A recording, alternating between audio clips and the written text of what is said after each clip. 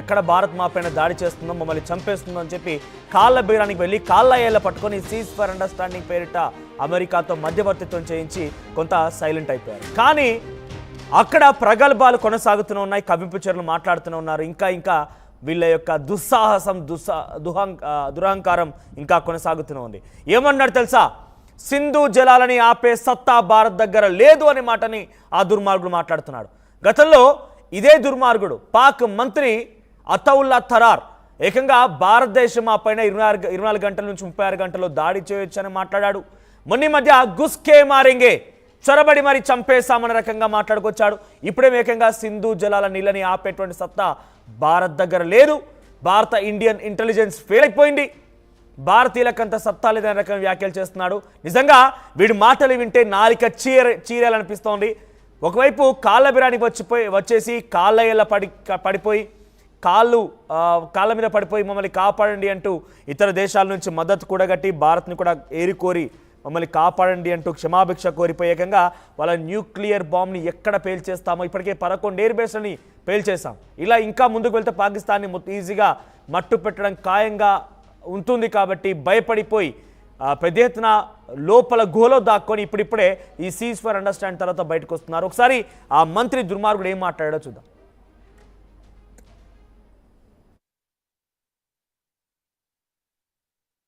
I think different countries were speaking to both India and Pakistan, and obviously they were conveying their concern over the whole situation, and they were gravely concerned for the safety and security of the entire region. So I think a lot of countries played their part, and obviously as the Prime Minister has already expressed gratitude to President Donald Trump, who played a pivotal role in the ceasefire, and besides that, he has also thanked the Chinese leadership. They played their own role over the whole situation, and the Saudi leadership, the UAE leadership, the Turkish leadership, the Qatari leadership. I think President Donald Trump's second tweet has made things abundantly clear, because he wants a resolution to major issues between us, between India and Pakistan, and he has specifically mentioned Kashmir, that he would like to settle. The US President made it abundantly clear that he would like to resolve issues including Kashmir. So let's see how things unfold in the near future. India has not stopped the water yet, and they don't have the capacity to stop that water.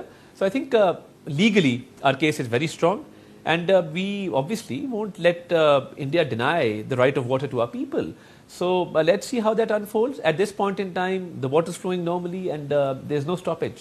I think the Pahalgam incident, on which Pakistan expressed its concern, on which Pakistan expressed sympathy with the victims and their families, we offered that there should be an investigation, a fair and transparent investigation into the matter. But India did not go towards the investigation, and without any proof, leveled baseless allegations against Pakistan. Till date, they have not been able to produce a single piece of evidence linking Pakistan to the Pahalgam incident. So without any proof, without substantiating your arguments, you attack Pakistan. Right, విన్నారు కదా అతౌల్లా తరార్ వీడి పేరు. వీడు పాకిస్తాన్కి సంబంధించినటువంటి information and broadcasting minister.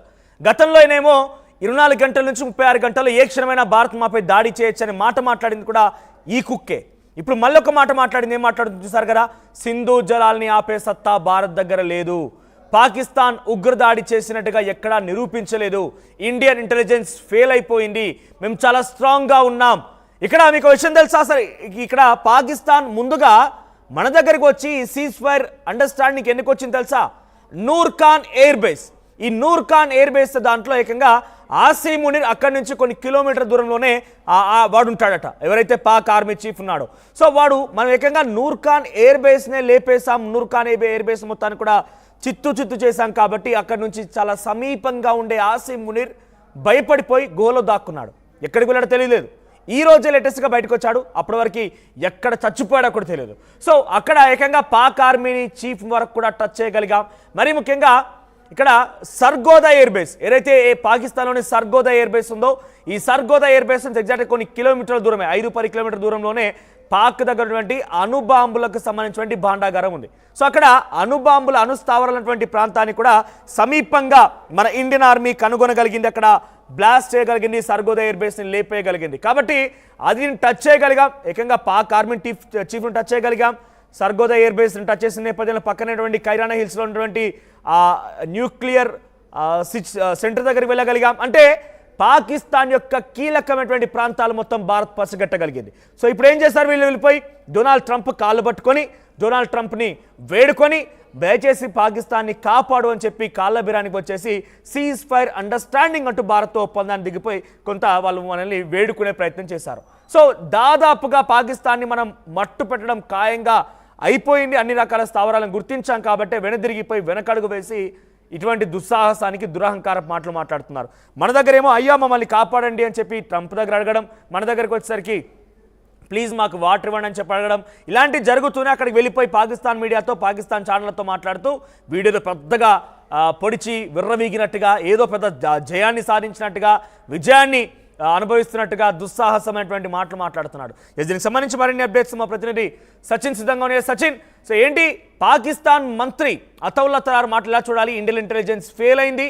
Indian intelligence అక్కడ పాకిస్తాన్ ఉగ్రవాదులై పహల్గామ్ దాడి ఘటనలో పాల్గొన్నారని నిరూపించలేకపోయింది. ఆ తర్వాత సింధు జలాలను ఆపే సత్తా లేదు. ఈ మూడు కీలకమైన మాటలు మనం పరిగణలోకి తీసుకోవాలి. సో ఈ వ్యాఖ్యలు ఎలా చూడాలి? మరీ ముఖ్యంగా మన దగ్గరకు వచ్చి కాలబిరాన్ని దిగిపోయి మోకాలపై కూర్చోండి కాపాడండి అని చెప్పి ట్రంప్ని అడిగి మనతో అండర్స్టాండింగ్తో సైలెంట్ అయిపోయిన ఈ దుర్మార్గులు, ఈ నిచ్కమైన కుత్తేలు మళ్ళీ అక్కడికి వెళ్ళిపోయి పిచ్చి పిచ్చి మాటలు మాట్లాడుతున్నారు. భారత్కి అంత సత్తా లేదంటున్నారు. విజయోత్సవ సంబరాలు జరుపుకుంటున్నారు. ఈ అతౌల్లా తరార్ మాటలు ఎలా చూడాలి? ఇది ఎలా ఉందంటే చేతకాని వాడు ఇంకేదో పని చేశాడు అన్నట్టు అలా ఉంది వీళ్ళ వ్యాపారం. ఆయన ఏమంటాడు, మరి ముఖ్యంగా ఈ సో కాల్డ్ విదేశీ వ్యవహారాల information and broadcasting minister Tarar ఏమంటాడంటే కనుక, నేను చూసాను నిన్న అరౌండ్ నైట్ ఇది గారి ఇంటర్వ్యూ టెలికాస్ట్ అయింది. ఇది ప్రధానమంత్రి నరేంద్ర మోదీ ఆయనది 8 గంటల ప్రెస్ బ్రీఫింగ్ ఆయన 8 గంటలకు ఆయన జాతీయ ఉద్దేశించి మాట్లాడిన వెంటనే రియాక్ట్ అయ్యాడు. వీడేమంటాడంటే మరి ముఖ్యంగా ఉగ్రవాదులకు సంబంధించి ప్రూఫ్ ఏదంటాడు. ఇక్కడ ఒక రెండు క్వశ్చన్స్ మనం అడిగే ప్రయత్నం చేద్దాం. మనం మొట్టమొదటి ఫస్ట్ క్వశ్చన్, ఈ అబ్దుల్ రవూఫ్ ఎవడు? ఈ అబ్దుల్ రవూఫ్ కు సంబంధించి ఎప్పుడైతే మనం ఆ పిక్చర్ ని, ఆ ఇమేజ్ ని ఏ మీడియా ప్లాట్ఫామ్ మీద అయితే ఈ తరార్ మాట్లాడాడో అదే మీడియా ప్లాట్ఫామ్ మీద మన విదేశీ వ్యవహారాలకు సంబంధించి అంటే మన రిప్రజెంటేటివ్స్ వాళ్ళు సీదా క్వశ్చన్ చేశారు.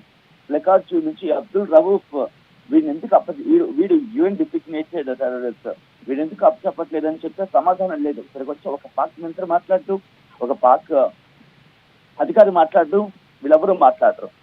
ఇంకా అలాగే టిఆర్ఎఫ్ ది రెసిస్టెంట్ ఫ్రంట్, ఈ రెసిస్టెంట్ ఫ్రంట్ చేస్తుందని చెప్పి ఆధారాలు ఏవంటే అని అడుగుతున్నాడు. మరి ఈ అబ్దుల్ జుందాల్ వీడెవడు? వీడు